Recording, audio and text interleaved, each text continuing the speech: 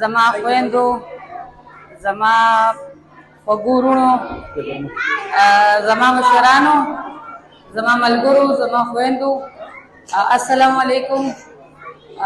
تاسو ډیره مننه تاسو دلته راغلی او د سکول کې شرکت وکړو.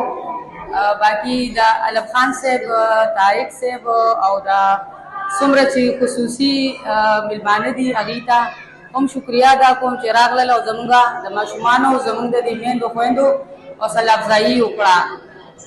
ډیره مننه زه د دې کوم چې دوی دا قیمتي وخت موږ دپاره وویستو او دلته د سکول ته راغلو او زموږ د ماشومانو دپاره یو ښکلې خبرې راوړي، یو ښکلې علامات یې راوړل. زه طارق صاحب، د علم خان صاحب او د دې ټولو میلمنو خاص کر د څومره مهمان خصوصي دي هغوی شکریه ادا کوم.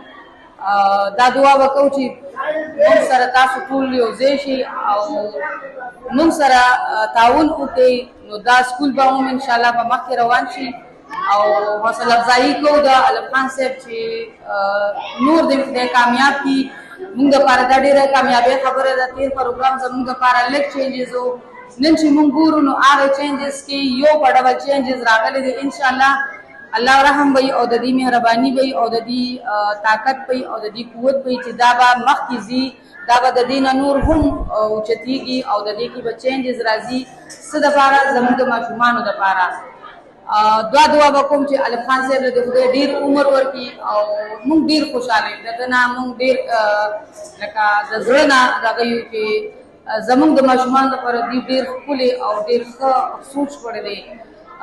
زه به دا ووایم چې نور شاید د زړونو خو نه یم خبر، خو زه چې نن څومره خوشحاله یم او د دې نه مخکې 3-4 میاشتې مخکې زه خوشحاله وم، نو زما د خوشحالۍ انتها نشته چې ما ته دلته نږدې سکول جوړ شو. زه په دې ډېره زیاته خوشحاله یم او زه د دې مننه هم کوم او الله دې وکړي چې دوی بار بار راځي او د دې نه دا سکول مخکې په وړاندې وړي او نور چینجز پکې راځي او موږ دپاره ښه سوچ راوړي. نو زه تاسو ته وایم چې زما خویندو، زما مشرانو، لږ تعاون چې تاسو علم خان صاحب سره وکړئ، نو کېدای شي چې د دې سکول نه سبا غټه یونیورسټي هم جوړېدی شي، خو صرف چې زمونږ دوی سره سپورټ وي، زمونږ دوی پسې د په اوږه باندې د دوی لاس وي، د دوی په اوږه زمونږ لاس وي، نو دا دغه به دوی مخکې وړي.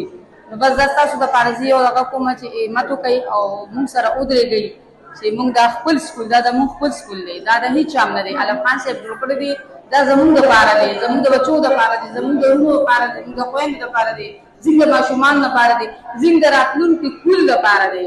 څومره چې زموږ نن موږ یو، سبا به زموږ بچي غټ شي، د هغوی به بچیان راځي دې سکول ته او دا به کامیاب شي انشاءالله. دا به خدای کامیابوي او روان وي، په شرط دی چې تاسو به علم خان په اوږه لاس کېږدئ، نو دا به مخکې ځي. مننه. زه تاسو ټولو ته هرکلی وایم. ستاسو مننه، ډېره مننه، مهرباني. السلام.